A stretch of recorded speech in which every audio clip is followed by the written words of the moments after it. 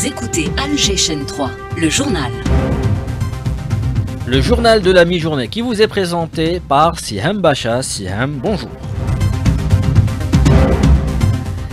Bonjour Rostom, au sommaire, le président de la République Abdelmajid Tebboune est au CIC, le Centre international des conférences, pour rencontrer les opérateurs ayant conclu des contrats lors de l'IATF 2025. Les projets représentent la somme de 11,4 milliards de dollars. Au Maroc, les forces de sécurité répriment dans le sang les manifestations pacifiques. 2 morts et plus de 300 blessés selon un bilan provisoire. Les jeunes sont décidés, ils réclament le départ du régime en place. Journée de mobilisation également en France pour peser sur les choix budgétaires du nouveau gouvernement. On parle de près de 30% de suivi dans le secteur de l'éducation nationale. C'est parti pour Octobre Rose. Le cancer du sang tue 4000 femmes chaque année en Algérie. 90% des cas pourraient être évités grâce au dépistage précoce. En sport, médaille d'or, une médaille d'or et une en argent pour l'Algérie aux mondiaux de para-athlétisme. À suivre cet après-midi, la conférence de presse du coach national. Madame, Monsieur, bonjour et bienvenue. Le président de la République rencontre aujourd'hui les opérateurs algériens ayant conclu des contrats lors de l'IATF, la foire du commerce intra-africain. L'édition d'Alger s'est démarquée par le montant record des contrats signés, 48,3 milliards de dollars, dont plus de 11 milliards de dollars rien que pour les Algériens. Cette foire a permis de faire connaître l'Algérie aux opérateurs africains, a fait savoir le président de la République, Ibtihal Addoun. La rencontre entre le président de la République et les opérateurs économiques illustre l'importance capitale qu'accorde le chef de l'État à la relance et la diversification de l'économie nationale en plaçant les acteurs économiques au cœur de cette dynamique. Le président confirme leur rôle stratégique en tant que maillon essentiel dans la chaîne de création de valeur et d'impulsion de la croissance. Cette rencontre intervient quelques semaines après le succès enregistré par l'Algérie lors de l'organisation de la foire du commerce intra-africain qui a consacré le pays comme plateforme incontournable dans les échanges régionaux. Le rendez-vous présidentiel se présente ainsi comme une étape décisive pour traduire les engagements pris et les accords conclus en actions concrètes sur le terrain. Il s'agira notamment de mettre en œuvre des projets et investissements stratégiques diversifiés, porteurs d'une coopération économique élargie. Les opérateurs nationaux y sont appelés à jouer un rôle de premier plan, contribuant à renforcer la position de l'Algérie comme un acteur influent dans l'équation économique régionale et internationale. Au Maroc, les manifestations sont réprimées dans le sang. La gendarmerie a tiré à balles réelles sur la foule, faisant 2 morts et plus de 300 blessés dans un bilan provisoire. On fait également état de plus d'une centaine d'arrestations. Les manifestants visés sont sortis exprimer pacifiquement leur volonté de changement. Ils sont déterminés à faire tomber le régime du Makhzen Karima Hasnaoui. Les foyers de révolte s'embrasent au Maroc. Les jeunes manifestants sortis pacifiquement font face à une féroce répression policière, une répression dont les ordres ont été émis par le roi lui-même, nous dit Khaled Ben Shrif, militant marocain des droits de l'homme, joint par notre collègue Hakima Dehbi.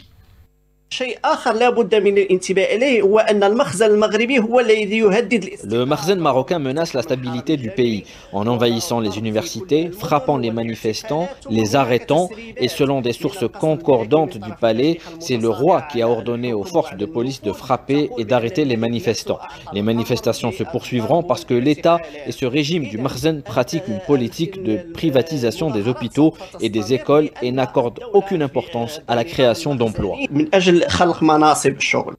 Durant ces dernières 24 heures, 2 jeunes ont été assassinés par des agents du Makhzen dans la ville de Inzgan, alors que des milliers d'autres arrêtés selon les médias locaux. Les manifestants n'en démordent pas pour autant et menacent d'intensifier la révolte. Je vous propose d'écouter à ce propos un jeune Marocain sous couvert de l'anonymat de peur de représailles. Cette jeunesse marocaine est humaine et lucide, et en sortant manifester aujourd'hui, j'ai vu le Makhzen assassiner un jeune. Il n'épargne ni être humain ni animal. C'est le Makhzen qui est derrière la discorde en Afrique, appuyé par Israël. Depuis la normalisation, tout le Maroc est devenu Israël. Dans les districts et dans les casernes, on retrouve des officiers israéliens. Nos droits sont confisqués. Nous demandons le départ du régime en place et nous n'arrêterons pas. Dorénavant, chaque homme du Makhzen à travers le royaume devra choisir. Soit ils quittent volontairement le Makhzen, sinon ils seront pendus. La cause oppose désormais le peuple au Makhzen. Il faut que le roi parte. Nous allons tous les faire tomber. Nous en avons les moyens. Quel est l'impact alors de cette révolte sur le Maroc au plan interne et international? Élément de réponse avec Badis Renissa, analyste spécialiste en relations internationales. Nous assistons aujourd'hui, c'est une remise en cause directe et même totale du Makhzen. Le Makhzen qui est le véritable symbole d'un système très verrouillé. Donc l'impact est double, je vous dirais. D'un côté, vous avez une jeunesse marocaine qui prend conscience finalement de sa force, qui prend conscience aussi de sa légitimité historique à revendiquer dignité et justice. Et de l'autre côté, vous avez effectivement un régime qui révèle sa fragilité en répondant par une répression sans précédent et une violence. Donc l'image internationale du Maroc, clairement, est aujourd'hui écornée, s'effrite. Et en interne, le divorce visible entre peuple marocain et monarchie s'approfondit davantage. Donc, en résumé, c'est le signe d'une crise structurelle et pas seulement conjoncturelle aujourd'hui au Maroc. Les initiateurs de cette révolte réaffirment le caractère pacifique de cette mobilisation et annoncent pour aujourd'hui une nouvelle journée de mobilisation à travers le Maroc. Nouvelle journée de mobilisation en France également. Elle est destinée à peser sur les choix budgétaires du nouveau Premier ministre. À peine a-t-elle commencé que les syndicats de l'éducation nationale annoncent un taux de suivi de 27%. Des manifestations sont prévues à Paris, à travers toute la France, à partir de 14h. Camélia Fatiha pour la chaîne 3. Il s'agit de la 3e mobilisation sociale depuis la rentrée. Après la journée d'action Bloc en tout du 10 septembre, environ 300 000 manifestants sont attendus dans tout l'Hexagone. Alors que les syndicats souhaitent maintenir la pression sur le gouvernement à la veille d'annonces cruciales concernant le budget 2026. À Paris, les autorités prévoient une affluence comprise entre 20 000 et 40 000 personnes. La préfecture de police a recommandé d'éviter la rive gauche dès 10 h du matin en raison de fortes perturbations attendues, notamment des fermetures de stations de métro et de RER. Les secteurs des transports, de l'éducation et de la fonction publique seront les plus touchés. La jeunesse très présente lors des précédents mouvements devrait de nouveau se mobiliser à travers des blocages de lycées et d'universités. Cette nouvelle journée de grève intervient après l'échec des négociations avec le ministre de la fonction publique Sébastien Lecornu, dont les premières annonces budgétaires ont été jugées insuffisantes par les syndicats. Ces derniers réclament des mesures concrètes pour les agents publics, notamment en matière de rémunération et de conditions de travail. Paris, Camélia Fatiha, Alger 3. Les forces sionistes ont intercepté illégalement dans les eaux internationales plusieurs navires de la flottille Soumoud qui se dirigeaient vers Gaza pour briser le blocus et aider les Palestiniens. Le Global Soumoud affirme qu'il s'agit d'une attaque illégale contre des humanitaires non armés. En réaction, la Colombie va expulser la délégation diplomatique israélienne, annonce son président. Le ministère turc des Affaires étrangères accuse l'entité sioniste de commettre un acte de terrorisme. Le président sud-africain Cyril Ramaphosa a appelé à la libération immédiate des militants pro-israéliens, pro-palestiniens, dont le petit-fils de Nelson Mandela. 16 Palestiniens ont été tués ce jeudi dans des tirs et des bombardements des forces d'occupation sionistes sur diverses zones de la bande de Gaza, rapporte l'agence de presse palestinienne Wafa. Retour chez nous, le gouvernement s'est réuni hier autour du Premier ministre Sifir Rayib. L'exécutif a poursuivi l'examen de l'avant-projet de loi de finances 2026 pour sa présentation lors du prochain Conseil des ministres. Lors de cette même réunion, le gouvernement a abordé le dossier des micro-entreprises et la nécessité de les développer. L'ambition du secteur est de créer 12 000 micro-entreprises, notamment pour absorber les activités informelles. Hakima Kamel. Start-up, micro-entreprises, auto-entrepreneurs, des dispositifs spécifiques accordés aux jeunes et moins jeunes selon la nature des projets. La micro-entreprise en Algérie est sous la tutelle du ministère de l'économie, de la connaissance, des start-up et de la micro-entreprise, sous le dispositif dénommé ANAD, Agence nationale d'appui et de développement de l'entrepreneuriat. Cette agence avait annoncé, comme vous l'avez dit, un objectif de création de 12 000 nouvelles micro-entreprises entre 2025 et 2026. Les micro-entreprises, il faut savoir, ce sont de petites entreprises, souvent individuelles, familiales, créées avec un peu de capital. Elles étaient par le passé créées sous d'autres noms de dispositifs. Ces petites entités économiques sont plus fréquemment investies dans les domaines tels que l'artisanat, les transports, le commerce de détail, les services de proximité, coiffure, mécanique, restauration, etc. Elles bénéficient des crédits bonifiés au niveau des banques, des facilités fiscales. Et puis, comme vous l'avez signalé lors de la réunion du gouvernement, le Premier ministre avait évoqué ce dispositif parlant de la nécessité de son développement. Développer quoi, comment? Les micro-entreprises, c'est les développer pour permettre d'intégrer les activités informelles dans ce circuit légal, incitatif, notamment à travers l'accès au crédit bonifié, aux exonérations fiscales. Lorsqu'elles montent en cadence, ces petites entreprises, elles se développent même modestement et elles constituent une bonne part des PME algériennes. Les micro-entreprises s'adaptent facilement à la demande des marchés, des consommateurs, elles ne sont pas nécessairement budgétivores et elles peuvent accompagner les grandes entreprises dans une multitude de services, de biens à produire, des services à offrir sous forme de sous-traitance.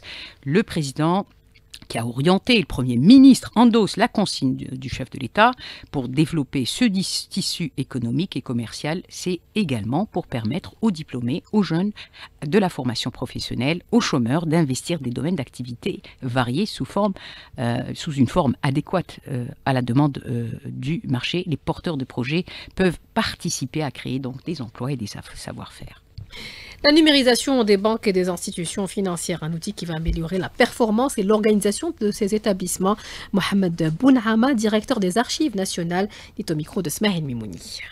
La numérisation de la gestion des documents d'activité des banques et des établissements financiers est une exigence stratégique qui permet de maîtriser le cycle de vie des documents produits et reçus dans le cadre des activités de toute organisation. Cette présentation donne une importance particulière aux documents d'activité et au rôle du tableau de gestion dans l'amélioration du contrôle interne au niveau des différentes institutions et organismes concernés. Mohamed Bounama, directeur général des Archives nationales. L'harmonisation de ces procédures nous permettra d'avoir une vision prospective et une vision unifiée de la gestion.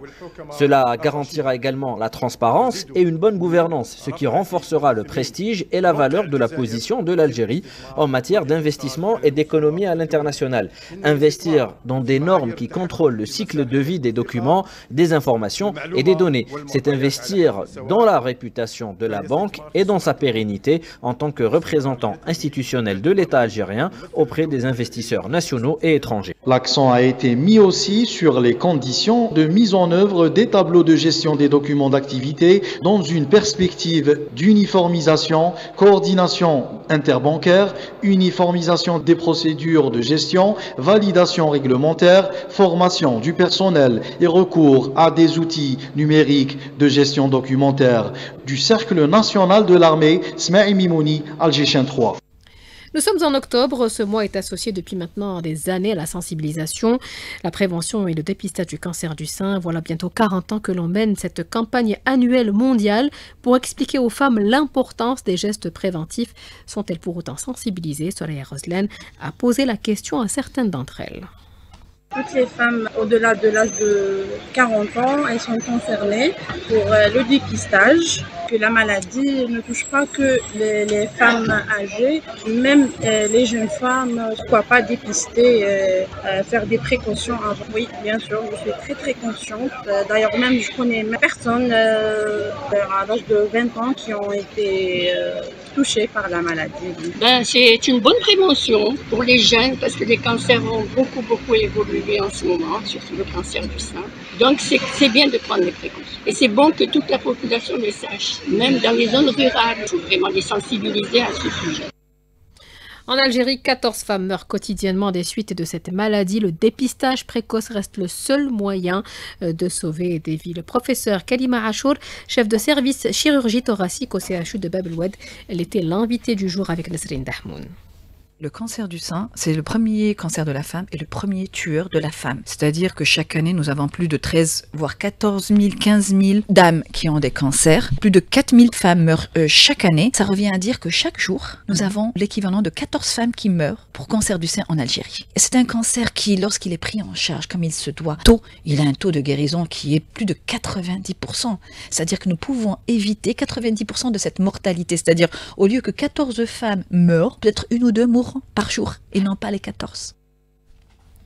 L'info dans nos régions, le réseau de transport par bus est renforcé à Djidjel. De nouvelles lignes ont été mises en place pour faciliter les déplacements des habitants, notamment ceux des nouvelles cités à ADL. Les détails avec notre correspondant Abdelhamid Zouad.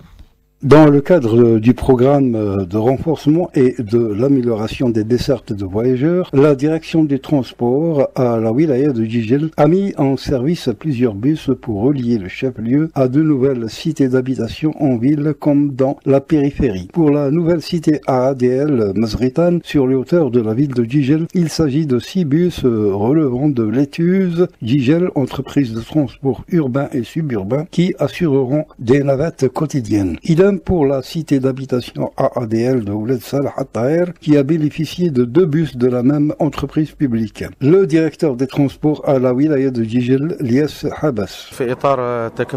Pour améliorer les conditions de transport des citoyens, particulièrement ceux résidant le quartier Mizritan, cité ADL, nous avons mis à leur disposition 8 bus. 6 bus appartiennent à l'entreprise de transport urbain et suburbain. Une personne est chargée d'assurer leur suivi à travers le système GPS. Un numéro vert est aussi mis à la disposition des voyageurs pour signaler tout manquement concernant la cité ADL de la commune d'At-Tahir à Ouled Salah. 2 bus assureront les rotations et sont suivis par GPS. Pour cette fois, un cadre de la direction locale des transports a été désigné pour assurer le suivi par GPS. Jijel Abdelhamid Zouad, Alger 3. On arrive au sport. Rostom Yahyachev, bonjour. Bonjour. On va commencer avec les mondiaux para-athlétisme à New Delhi et 2 nouvelles médailles pour l'Algérie. Dont une en or remportée ce matin par Safia Djellel au lancer du poids avec un lancer mesuré à 11,67 m, améliorant par la même occasion son record du monde qui était de 11,62 m établi à Kobe au Japon en 2024. Dans le même concours, Nassima Saifi a décroché la médaille d'argent avec un jet de 10,45 m. Au 100 mètres catégorie T36, Mortadidan s'est qualifié pour la finale avec un temps de 12 secondes 05 centièmes, meilleure performance de sa saison. Et cet après-midi à 17 h, une autre finale pour les Algériens. Elle concerne Mounia Ghesmi au lancer du poids dans la catégorie F32 au classement provisoire des médailles. L'Algérie occupe la 13e place avec un total de 6 médailles, 3 en or, 3 en argent et 2 en bronze. Et puis je rappelle cet après-midi la conférence de presse du sélectionneur national Vladimir Petkovic au cours duquel il dévoilera cet après-midi la liste des joueurs convoqués pour les 2 derniers matchs des éliminatoires du Mondial 2026. Ça sera face à la Somalie le 9 octobre et face à l'Ouganda le 14 octobre. Et puis en basketball, aujourd'hui, en match d'ouverture de la 4e journée du championnat Super Division messieurs, le Wiba Club Basketball qui affrontera à 18 h à domicile le Trat de Draher. Le FIBDA est de retour. Le festival international de la bande dessinée se déroule à l'esplanade de Riyad El Fath dans la capitale. La diversité, c'est ce qui définit ce festival. Nadia Siassi. C'est parti pour le FIBDA, le Festival international de la bande dessinée, 17e édition. C'est ouvert pour le grand public depuis ce matin, depuis 10 h, avec l'installation des différents ateliers de dessin, de poterie, de coloriage et bien d'autres. Alors, je suis aux côtés de Hakima Twileb, BDiste et animatrice d'ateliers de dessin. Ça me semble très intéressant que d'initier de jeunes talents, des jeunes dans le monde du dessin. Madame Twileb, quel est votre rôle et le rôle du dessin aujourd'hui pour encourager les jeunes à s'intéresser à la bande dessinée? Pour cette édition de la FIBDA, j'ai été recrutée par Techno afin d'animer des ateliers. Les ateliers vont se dérouler durant les 5 jours, de 10 h et jusqu'à 18 h, et auront pour thème d'apprendre aux jeunes de faire du chara-design, le fait d'apprendre à dessiner des personnages à partir de rien du tout, ainsi qu'au fait de leur apprendre à dessiner les émotions sur les visages des personnages qu'ils vont créer. Donc c'est une manière aussi de les initier au dessin? En général, c'est des personnes qui ont déjà un préacquis en ce qui concerne le dessin, mais on va dire qu'on affine un petit peu leurs compétences au niveau de cet atelier. Merci beaucoup. Donc les émotions qui ressortent à travers le dessin aujourd'hui, dont le thème est le feu. Le concours est ouvert ici à l'office, à l'esplanade de Riyad El Fath dans le cadre du Festival international de la bande dessinée. Je rappelle que c'est ouvert jusqu'à 19 h. Soyez nombreux, soyez présents aujourd'hui ici à l'office de Riyad El Fath. Voilà, l'appel est lancé. C'est la fin de ce journal. Merci à vous de l'avoir suivi, à toute l'équipe qui nous a accompagnés, Amine Segni et Mohamed Zawi à la réalisation, Samir était à la technique, Tahar Lefgoum à la régie d'antenne, Yassine au streaming vidéo. Tout de suite, c'est la météo présentée par Amine Mounir.